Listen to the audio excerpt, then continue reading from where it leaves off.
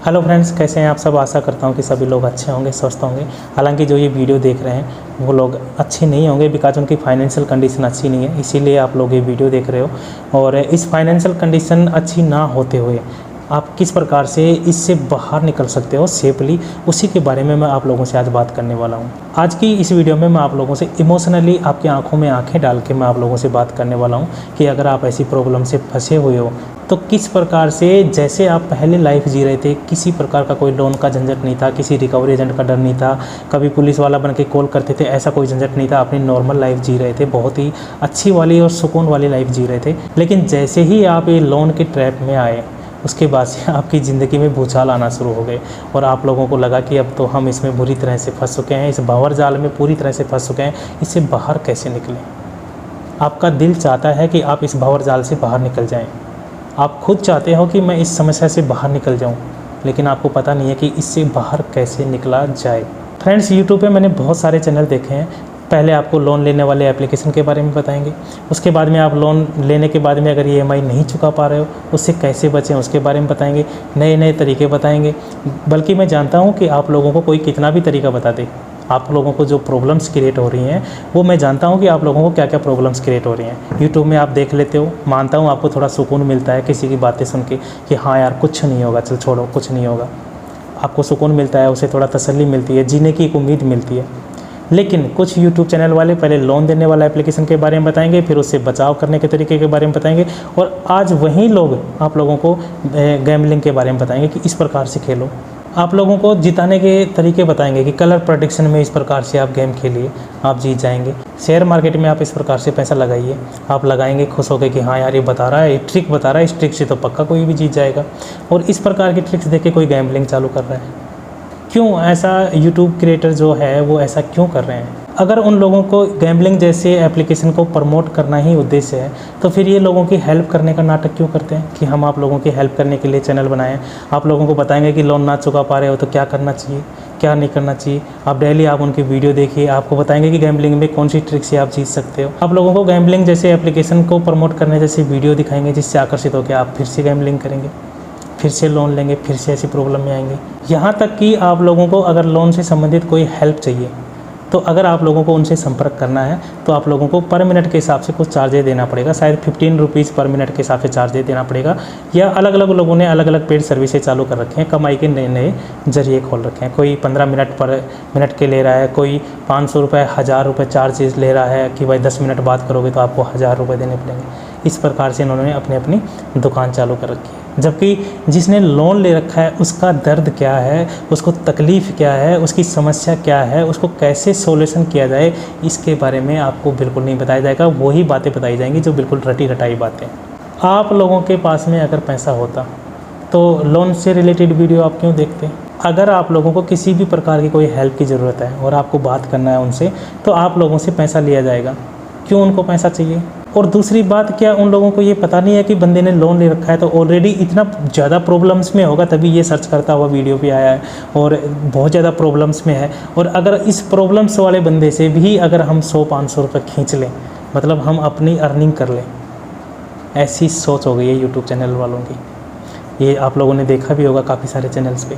हो सकता है आप लोगों की मैं व्हाट्सएप पे रिप्लाई ना दे पाया हूँ, आप लोगों का कॉल रिसीव ना कर पाया हूँ, बिकॉज मैं सिर्फ व्हाट्सएप के माध्यम से ही रिप्लाई देता हूँ, उनके पास मैं कॉल भी करता हूँ, लेकिन आप लोगों का ना रिसीव कर पाया हूँ और ना ही आप लोगों की व्हाट्सएप पे कोई हेल्प कर पाया हूँ। लेकिन मैं आप लोगों से पेड सर्विस नहीं ले रहा हूँ। ये नहीं कह रहा मैं आप लोगों से कि आप मुझे 15 रुपीज़ पर मिनट के यहाँ पर मेरे पास कॉल करो तो ऐसा पेड सर्विस है। अगर मेरे पास में टाइम नहीं है तो मैं आप लोगों का रिप्लाई नहीं दूँगा, बट पेड सर्विस नहीं है। इस वीडियो को बनाने का मेरा उद्देश्य है आप लोग प्रॉब्लम से कैसे बाहर आएँ, सिर्फ़ और सिर्फ यही मकसद है। और इसी मकसद से मैंने आज ये वीडियो बनाई है।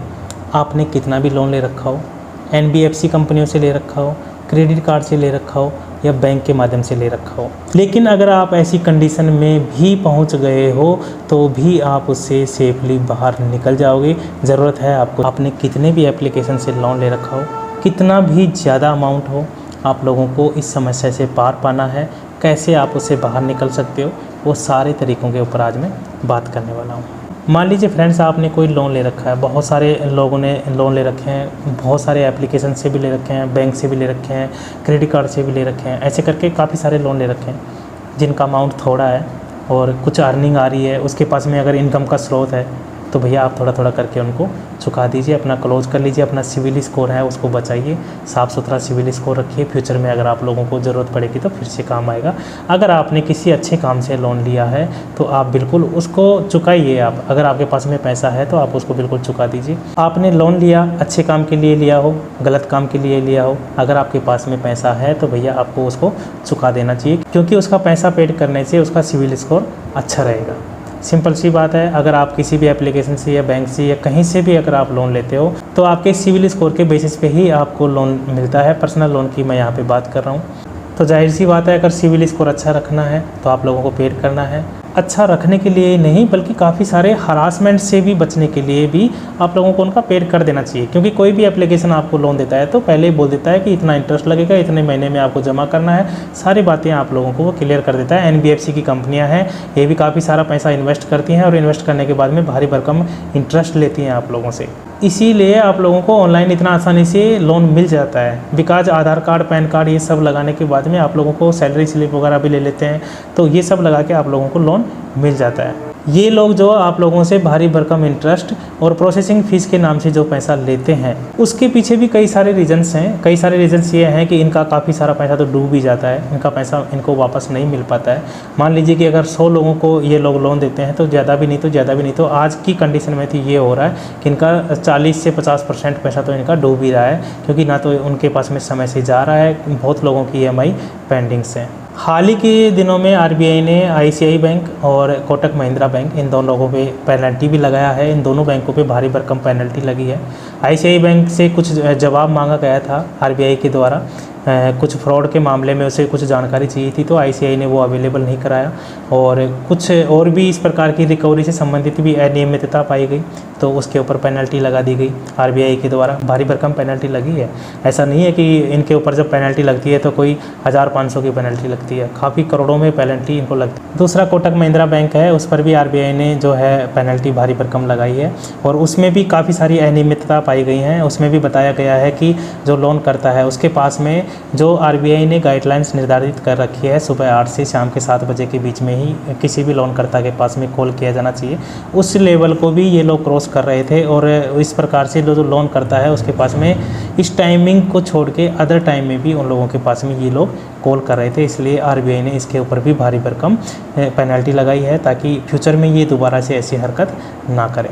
तो ये तो हो गया फ्रेंड्स RBI की तरफ से जो कार्रवाई की जा रही है। देखिए, कार्रवाई कब होती है? जब आप लोगों की बहुत सारी कंप्लेंट्स इन लोगों के पास में जाती है, तब जाके कार्रवाई होती है। अब किसी ने लोन लिया, वो बेचारा प्रॉब्लम में चलता जा रहा है, वो जो एक्शन है उस पर ले ही नहीं रहा, कि उसके साथ में जो हरासमेंट हो रहा है, उसको जो परेशान किया जा रहा है, तो उस पर वो बंदा उस पर एक्शन ही नहीं लेता। कहाँ कंप्लेन करें, कहाँ नहीं करें, वो करता भी है तो उसको रिप्लाई नहीं मिलता, सही तरीका मालूम नहीं है कि कंप्लेन करने का तरीका क्या है, किस प्रकार से इन लोगों से लड़ा जाए। जब कोई बंदा कंप्लेन ही नहीं करेगा तो गवर्नमेंट को क्या सपना थोड़ी आएगा? उनके पास में तो जब बहुत सारी कंप्लेंट्स जाती हैं, काफ़ी सारी जब कंप्लेंट्स इस प्रकार की मिलने लगती है, तो उस पर रोकथाम करने के काफ़ी सारे उपाय किए जाते हैं। और रिकवरी एजेंट के माध्यम से जितने लोगों को हरासमेंट किया जा रहा है, उसकी कंप्लेंट्स आ रही हैं। अभी फ़िलहाल में बहुत सारी कंप्लेंट्स आ रही हैं, इसीलिए जो है RBI भी अपनी गाइडलाइंस को जो है बहुत सख्त कर रही है। बिकॉज लोन लेने वालों की संख्या, ऑनलाइन प्लेटफॉर्म के माध्यम से लोन लेने वालों की संख्या इतनी ज़्यादा हो गई है, और जो लोग नहीं दे रहे हैं उन लोगों के साथ में ये अलग अलग प्रकार के तरीके अपना रहे हैं उनको हरासमेंट करने के। उनके पास में कॉल कर रहे हैं, कभी पुलिस वाले बन के कॉल कर रहे हैं, कभी बोलते हैं कि हम घर पे आ रही हैं, कैश तैयार रखिए, अभी 1 घंटे में हम आप लोगों के पास में पहुंच जाएंगे। मतलब बहुत सारे अलग अलग तरीके ये लोग अपनाते हैं, तो उसकी कंप्लेंट्स है। इसीलिए RBI अपनी गाइडलाइंस को बहुत सख्त कर रही है। अगर आपने किसी भी लोनकर्ता को लोन दिया और लोन देने के बाद में अगर उसकी EMI पेंडिंग्स होती हैं, तो आप थर्ड पार्टी को भी अगर उसको वसूली करने के लिए भेजते हैं, और अगर वो थर्ड पार्टी वाला भी कोई ऐसी हरकत करता है, मिसबिहेव करता है, उसकी मान प्रतिष्ठा को ठेस पहुंचाने की कोशिश करता है, या उससे बदतमीजी करता है, डराता है, धमकाता है, ऐसी हरकत करता है, तो उसके लिए भी NBFC से रजिस्टर्ड जो कंपनी उसको लोन अवेलेबल दे रही है, जो बैंक उसको लोन अवेलेबल करा रहा है, या कोई भी गैर वित्तीय संस्थान उसको लोन अवेलेबल करा रहा है, तो उसकी पूरी तरह से रिस्पॉन्सिबिलिटी रहेगी। तो लोग चुकाने में सक्षम है, तो हो सकता है उनकी 1-2 EMI पेंडिंग हुई होगी, तो प्लीज़ करके आप अपना, अगर आपके पास में पैसा है तो आप चुका दीजिए। अगर आपके पास में पैसा नहीं है, बिल्कुल पैसा नहीं है आप लोगों के पास में कि मेरे पास में तो इनकम का स्रोत भी नहीं है, बिल्कुल पैसा नहीं है, या फिर मेरी इनकम जितनी है उससे डबल मेरा EMI जा रहा है। मान लीजिए मेरी इनकम 30,000 है और मैं EMI भर रहा हूँ 40,000 की, तो कैसे भर पाएगा? वो नहीं भर पाएगा। ऐसी सिचुएशन में उसे क्या करना चाहिए?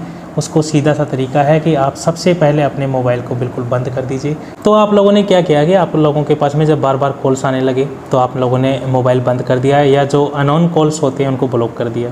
अब अचानक से ये क्या करेंगे, आपके किसी भी जानने वाले के पास में कॉल कर देते हैं। आपका कोई रिलेटिव हो, आपके गांव वाला हो, रिकवरी एजेंट भी पता है आप लोगों के पास में ऐसे रिकवरी एजेंट का कॉल आएगा जब आप लोग पेड नहीं कर रहे हो, तो आपके जो लोकल एरिया का या आपके विलेज का मतलब ऐसे लोगों का मतलब कॉल आएगा कि आप लोग जमा करा दीजिए।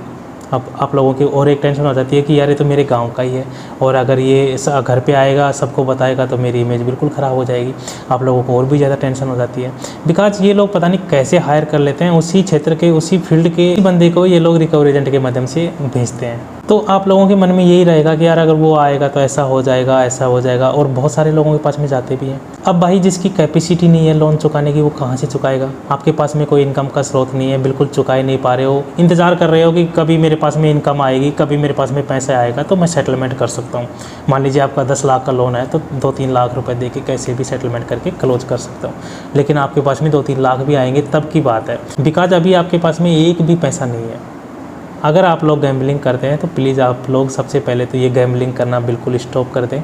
अगर आपने बहुत सारा लोन ले लिया है और बिल्कुल पैसा नहीं है चुकाने के लिए, फिर भी आप अगर गैम्बलिंग किए जा रहे हो तो इसका फिर कोई बचने का तरीका नहीं है। आप कभी भी बाहर नहीं आ सकते और आप कभी भी ऐसी प्रॉब्लम से बाहर नहीं आ पाएंगे। अगर आप लोग गैम्बलिंग छोड़ देते हो और बहुत सारा लोन भी ले रखा है, 2 लाख, 5 लाख, 10 लाख, 15 लाख, 20 लाख, 25 लाख का भी लोन ले रखा है, तो भी आप उस सिचुएशन से बाहर निकल सकते हो।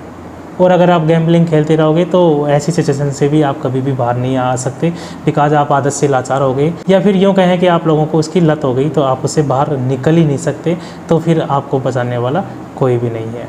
अगर आपने गैम्बलिंग किया और अगर लॉस कर गए, वो चाहे कितना भी लॉस किए हो, तो आप वहीं पे उसको स्टॉप कर दीजिए। ये मत सोचिए कि मैं उसको कवर करूँगा। कवर करने के चक्कर में आप पूरे कवर हो जाएंगे, लेकिन वो कवर नहीं होगा। ये बिल्कुल फैक्ट है कि आप अगर ये सोचते हो कि अगर मैं इससे हारा हूँ तो इसी से कवर करूँगा, तो आप कवर हो जाएंगे, लेकिन वो आपका जो हारा हुआ पैसा है वो कभी भी कवर नहीं होगा। इसलिए आप लोगों से कह रहा हूँ कि अगर आप लोग गैम्बलिंग करते हैं तो प्लीज़ अभी आज से ही आप उसको स्टॉप कर दीजिए। आपने कितना भी लोन ले रखा है, अगर आप गैम्बलिंग करके और लोन चुकाने की सोच रहे हो तो एक दिन ऐसी कंडीशन में आ जाओगे कि आपके पास में कोई ऑप्शन ही नहीं बचेगा। चारों तरफ आपको अंधेरा नज़र आएगा, कोई आपको बाहर निकलने की उम्मीद, कोई किरण नज़र नहीं आएगी। आप लोगों ने कितना भी लोन लिया है, 10 लाख लिया है, 15 लाख लिया है, 20 लाख लिया है, कैसे भी लिया है, किसी भी काम के लिए लिया है, अच्छे काम के लिए लिया हो या गलत काम के लिए लिया गया हो, लेकिन फ़िलहाल में आप लोन ट्रैप में फंस चुके हो और बाहर निकलने का कोई रास्ता नहीं है और आपकी जेब में एक पैसा भी नहीं है, तो ऐसी सिचुएशन में आप लोगों को धैर्य रखना है, एकदम बिल्कुल शांत रहना है, ज़रा सी भी आप लोगों को टेंशन नहीं लेनी है। आप लोगों को प्रोसेस क्या करनी है, आपके पास में कॉल्स आते हैं, आप लोग शुरुआती दौर में आप उनकी कॉल्स अटेंड करिए। अगर वो अच्छे से बात करते हैं, बात करिए। अगर आप लोगों के साथ में मिसबिहेव करते हैं, कॉल के माध्यम से डराने की कोशिश करते हैं, धमकी दे रहे हैं, या कुछ भी ऐसी आप लोगों के साथ में हरकत कर रहे हैं, तो आप लोग उसका प्रूफ रखिए, आप लोग उनका रिकॉर्डिंग करिए। अगर व्हाट्सएप पे आप लोगों को डराने वाले या धमकी देने वाले ऐसे मैसेज आप लोगों के पास में सेंड कर रहे हैं, तो उसका भी आप स्क्रीनशॉट लेके रखिए। देखिए, ये लोग लीगल नोटिस भेजते हैं, वो फेक लीगल नोटिस भेजते हैं, तो वो आप लोगों के पास में ये भेज सकते हैं, उसका इतना इश्यू नहीं है। लेकिन अगर आप लोगों के साथ में गाली गलौज कर रहे हैं या आप लोगों के साथ में मिसबिहेव कर रहे हैं, डरा रहे हैं, धमका रहे हैं और इस प्रकार से वसूली करने की कोशिश कर रहे हैं, तो आप लोग उनकी रिकॉर्डिंग, उनकी जो व्हाट्सएप पे भेजे हुए ऐसी कुछ हैं जो आप लोगों को धमकी दे रहे हैं, तो उसका स्क्रीनशॉट आप लोगों को लेके रखना है। एक सुरक्षित जगह पे इन सब चीज़ों को सेव करते रहना है। जैसे कि प्ले स्टोर पे गूगल ड्राइव के नाम से एक एप्लीकेशन है, आप उसे डाउनलोड कर सकते हो और अपनी मेल आईडी से उसे ओपन कर सकते हो, तो उस पर बहुत सारी चीज़ें आप वहाँ पे एकत्रित कर सकते हो। आप लोगों के लिए सेव भी रहेगा, कभी भी आपको ज़रूरत पड़ेगी तो उसको निकाल भी सकते हैं। उसकी खुद की पर्सनल मेमोरी होती है, आपके मोबाइल में उसके लिए एक्स्ट्रा कोई मेमोरी की ज़रूरत नहीं होती, तो वहाँ पे आप लोग इन चीज़ों को सेव करते रहिए। आपके साथ में कॉल पे मिसबिहेव किया, रिकॉर्डिंग कीजिए। आपके साथ में व्हाट्सएप पे कुछ धमकी दिया, आप लोगों को डरा रहा है, परेशान कर रहा है, प्रताड़ित कर रहा है, उसका स्क्रीनशॉट ले लीजिए, गूगल ड्राइव में जाइए, सेव कर दीजिए। उसके बाद में भी अगर आप लोगों ने EMI पेड नहीं की तो उसके बाद में रिकवरी एजेंट घर पे आता है। रिकवरी एजेंट जब घर पे आता है, अगर प्यार से बात कर रहा है तो उससे आराम से प्यार से बात करिए, उसको बताइए अपनी प्रॉब्लम, बिल्कुल सादा तरीके से उनको अपनी प्रॉब्लम बताइए कि भाई मेरी ये प्रॉब्लम है, फिलहाल में मेरी कंडीशन बिल्कुल भी पेड करने की नहीं है, मैं एक भी पैसा नहीं कर सकता। आप लोगों को जो भी लीगल एक्शन लेना है आप बिल्कुल स्वतंत्र हैं, लीगल एक्शन ले सकते हैं, लेकिन बदतमीजी और मिसबिहेव बिल्कुल भी ना करें। अगर उसके बावजूद भी आप लोगों से वो बदतमीजी करता है, मिसबिहेव करता है या कुछ ऐसा वैसा ड्रामा करता है, आपकी मान प्रतिष्ठा को ठेस पहुंचाने की कोशिश करता है, तो आप उसका वीडियो बना लीजिए। वीडियो बनाइए, वीडियो को अच्छे से वीडियो बनाइए, उससे पूछिए कौन से एप्लीकेशन से आए हो, कौन से बैंक से आए हो, कहाँ से आए हो, क्या है, उनसे पूरी डिटेल्स उस वीडियो के माध्यम से ले लीजिए, उसको गूगल ड्राइव में जाके सेव कर लीजिए। आप लोगों को सबसे बड़ी टेंशन होती है 138 केस की, कि सर 138 केस कर दिया तो क्या करेंगे। ठीक है, जनरली वैसे तो बहुत कम पैसा होता है, तो उसके लिए कंपनी कभी भी लीगल एक्शन लेती नहीं है, कभी भी 138 का केस करती नहीं है। इसलिए नहीं करती, वो सिर्फ डराती है शुरुआती दौर में, इसलिए नहीं करती। वो आप लोगों को जेल पहुंचा के आपसे क्या ले लेगी? क्या आपको जेल जाने से कंपनी को पैसा मिल रहा है? नहीं मिल रहा है। कंपनी को भी मालूम है इसके पास में पैसा ही नहीं है, इसीलिए नहीं दे रहा। अगर इसके पास में पैसा ही होता तो ये दे ही देता। बिकॉज कंपनी के इतने सारे तरीके हैं हरासमेंट करने के, अलग अलग प्रकार के तरीके हैं। रिकवरी एजेंट के माध्यम से वो कभी पुलिस वाला बन के कॉल करेंगे, कभी आपसे किसी भी प्रकार से डरा धमका के आपसे वसूली करने की पूरी भरपूर कोशिश करते हैं। उसके बावजूद भी नहीं देता है, तो कंपनी ये बात अच्छी तरह से जानती है कि इस बंदे के पास में पैसे ही नहीं है। अगर इसके पास में पैसा होता तो ये निश्चित रूप से पेड कर देता। तो ऐसी सिचुएशन में आप लोगों के पास में कंपनी और अलग से एडवोकेट के पास में खर्चा करके आपके पास में 138 का केस करती है, तो उससे कंपनी को क्या प्रॉफिट हो रहा है? लॉस ही हो रहा है, उसमें उसका समय भी खराब हो रहा है। तो ऐसी सिचुएशन में ये लोग क्या करते हैं कि 99% जो है आप लोगों को डरा धमका के और आप लोगों से वसूली करने की कोशिश करते हैं। इसी के माध्यम से यही इन लोगों के पास में एक तरीका पता है। अगर लीगली मूव करने से ही इतनी आसानी से पैसा निकलना होता तो ये फिर इतने हरासमेंट क्यों करते हैं? कॉल के माध्यम से और रिकवरी एजेंट के माध्यम से इतना हरासमेंट क्यों करते हैं? इनको पता है कि लीगली तरीके से जो मूव करेंगे तो वहाँ से इनका पैसा निकलने का चांसेस नहीं होता। बिकॉज जब वो इतना हरासमेंट सहन करके ही बंदा पैसे नहीं दे रहा है, तो लीगली मूव करेंगे तो उससे भी कुछ मिलने वाला नहीं है। चलो मान लेते हैं कि आप लोगों के ऊपर इन लोगों ने 138 का केस कर दिया। कई सारे लीगल नोटिस आते हैं, वो फेक नोटिस होते हैं, एडवोकेट की तरफ से, कंपनी की तरफ से ये सब नोटिस आते रहते हैं। उनको इग्नोर करिए, उनको रद्दी समझ के कचरे में डाल दीजिए, कोई काम का नहीं है। अगर कोर्ट की तरफ से कोई लीगल नोटिस आता है तो उसे इग्नोर ना करें। हालांकि अंडर 10 लाख के जो मामले होते हैं उसमें चांसेस नहीं होते हैं, 10 लाख से अबोव होता है किसी भी एक बैंक का पैसा, तो ऐसे चांसेस बन जाते हैं। अलग अलग बैंक्स की अलग अलग कैपेसिटी होती है, वो डिपेंड करता है कि बैंक के ऊपर। अगर मानो उसने लीगली एक्शन लिया, मूव किया, तो आप कोर्ट में जाइए, कोर्ट में जाके अपनी प्रॉब्लम्स बताइए। चेक बाउंस के मामले में जो भी आपकी प्रॉब्लम्स है वहाँ आप भी अपनी बात रखिए। लेकिन अगर आप लोगों ने इसके खिलाफ प्रूफ रखा कि इस प्रकार से इसकी रिकवरी एजेंट द्वारा मुझे इतना हरासमेंट किया गया, ऐसे मुझे कॉल के माध्यम से डराया गया, धमकाया गया, उत्पीड़न किया गया, या मेरी मान और प्रतिष्ठा को पूरी तरह से इन लोगों के द्वारा ठेस पहुंचाई गई, तो उसके एवज में आप भी मानहानि का मुकदमा दर्ज करा सकते हो। यही एक प्लस पॉइंट आप लोगों के बाद में काम आएगा। अगर आप लोगों की सिचुएशन ऐसी है, 15 लाख, 20 लाख, 25 लाख तक का आपने लोन ले रखा है और देने की बिल्कुल भी कंडीशन में नहीं हो, तो आप लोगों को इनकी गलतियों को कैप्चर करना है।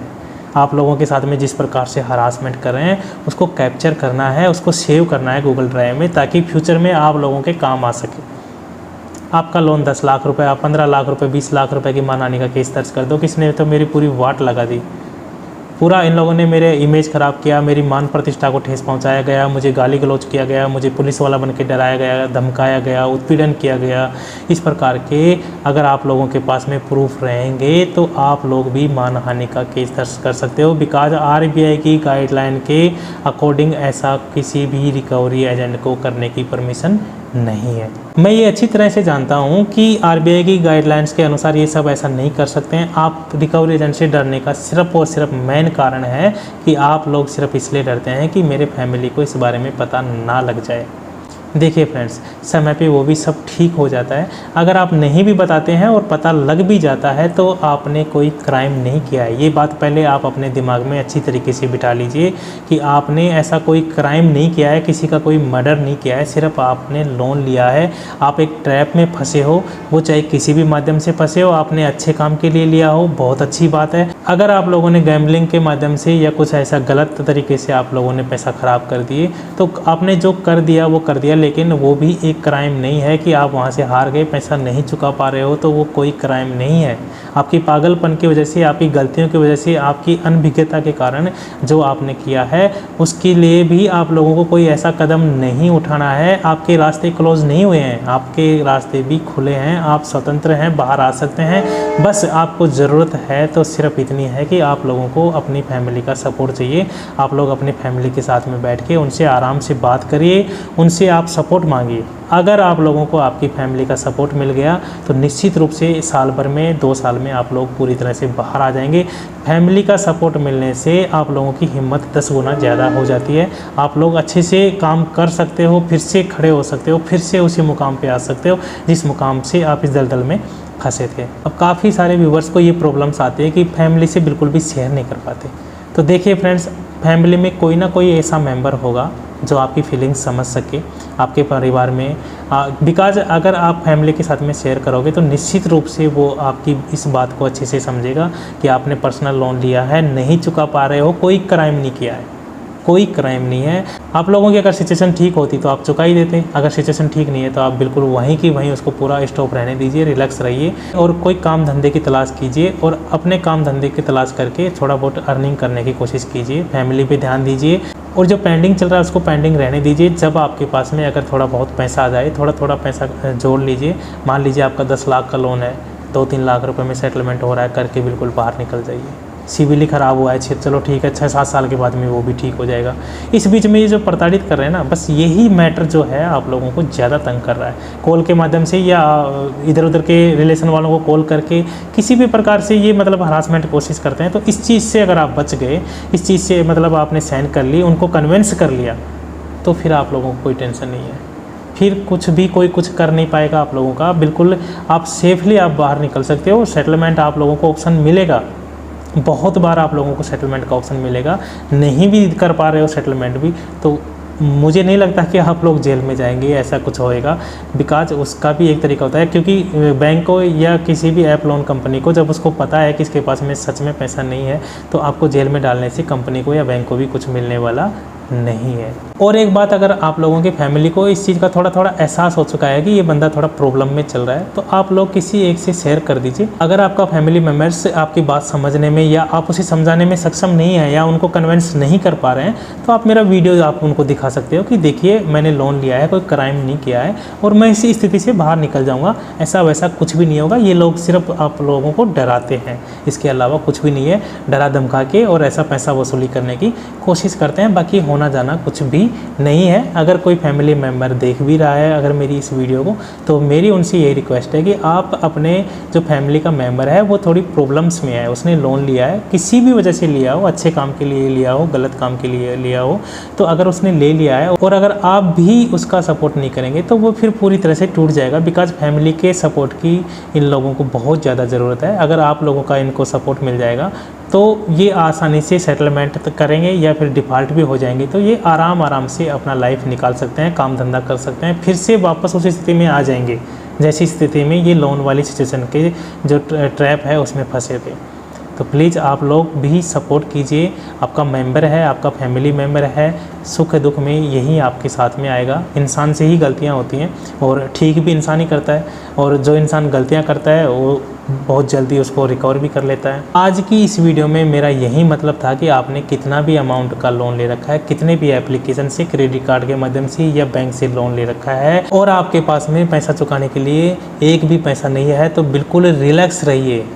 अभी आरबीआई की न्यू गाइडलाइन भी जनवरी में या अप्रैल में आ जाएगी। उसके बाद में काफ़ी सारे सख्ती से इनके ऊपर पाबंदी लगाई जाएगी। आप लोगों को जिस प्रकार से हरासमेंट किया जा रहा है उसके ऊपर काफ़ी सख्ती के साथ में एक्शन भी लिया जाएगा। और अगर आपके साथ में ऐसी कोई घटना होती है तो आप इन लोगों का प्रूफ रखिए प्रूफ रखने के बाद में आप अगर सिस्टमेटिक तरीके से सबसे पहले जहाँ से आपने लोन लिया है वहाँ पे आप कंप्लेन करिए। देखिए, कंप्लेन करने के कई सारे तरीके हैं। बोलते हैं कि मैंने मेल कर दिया सर, कोई मानता ही नहीं है, सुनता ही नहीं है, फिर भी वैसे ही कॉल करता है। मेल करने से कोई सुनेगा भी नहीं है आपकी, कोई देखेगा भी नहीं है आपकी मेल को।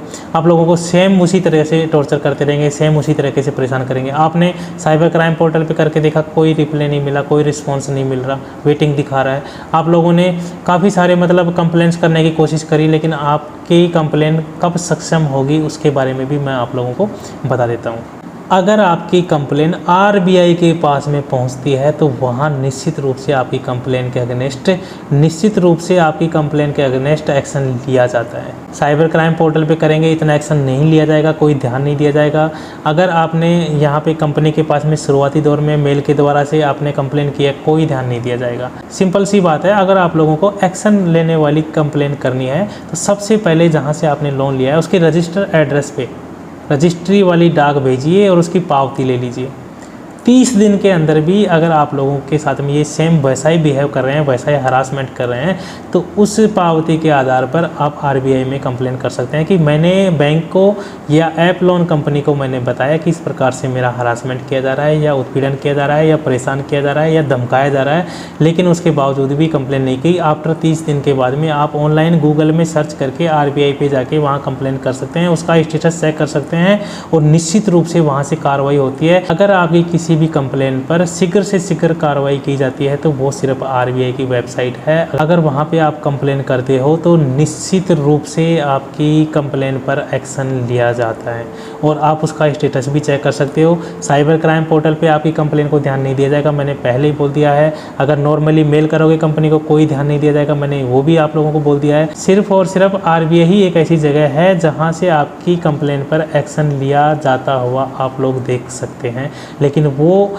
जहाँ से आपने लोन लिया है वहाँ पे आप लोगों को पहले कंप्लेन करनी है और उसके 30 दिन के बाद में अगर आप कंप्लेन करते हैं तो, क्योंकि आरबीआई का स्पष्ट कहना है कि आपकी किसी भी समस्या का कंप्लेन करने के 30 दिन के अंदर आपकी समस्या का निदान नहीं हो रहा है तो आप आरबीआई में ओम्बड्समैन को डायरेक्टली कंप्लेन कर सकते हैं। आरबीआई ओम्बड्समैन को आप लोगों को कंप्लेन करनी है, वहाँ से आपको निश्चित रूप से रिजल्ट मिलेगा। इसके अलावा भी आप लोगों के माइंड में किसी भी प्रकार का कोई भी क्वेश्चन अगर आपके माइंड में अभी चल रहा है और आप चाहते हो कि आप डायरेक्टली मुझसे बात करना चाहते हो, ठीक है, मैं आपके हर कॉल का जवाब दूंगा। कैसे आप मुझसे डायरेक्टली बात कर सकते हो वो भी मैं आप लोगों को बता देता हूँ। देखिए, हर इंसान कोई पेड सर्विस दे रहा है, कोई किसी प्रकार से आपसे पैसा लूटने की कोशिश कर रहा है। मैं आप लोगों से बिल्कुल फ्री में बात करूँगा। चैनल के डिस्क्रिप्शन में मैं फेसबुक पेज की लिंक दे रहा हूँ, आप मेरे फेसबुक पेज पे आइए, पेज को फॉलो कीजिए, लाइक कीजिए और मेरे किसी भी शॉर्ट्स वीडियो पे कमेंट्स करके या वहाँ से मैसेंजर में जाके आप मुझे हाय लिख के भेजेंगे, मैं तुरंत आपके मैसेज का रिप्लाई दूंगा और आप लोगों से बात भी करूंगा। चाहे आपने वीडियो में हाय लिख के भेजा हो या फिर मैसेंजर में हाय लिख के भेजा हो तो उसका मैं निश्चित रूप से आप लोगों को रिप्लाई दूंगा। वीडियो कैसी लगी? अगर वीडियो अच्छी लगी हो तो वीडियो को लाइक करना और चैनल को सब्सक्राइब करना। अगर कोई बंदा ऐसा है जो वास्तविक में इस प्रॉब्लम से में फंसा हुआ है तो उसके पास में शेयर करना बिल्कुल मत भूलना। मिलते हैं नेक्स्ट वीडियो में।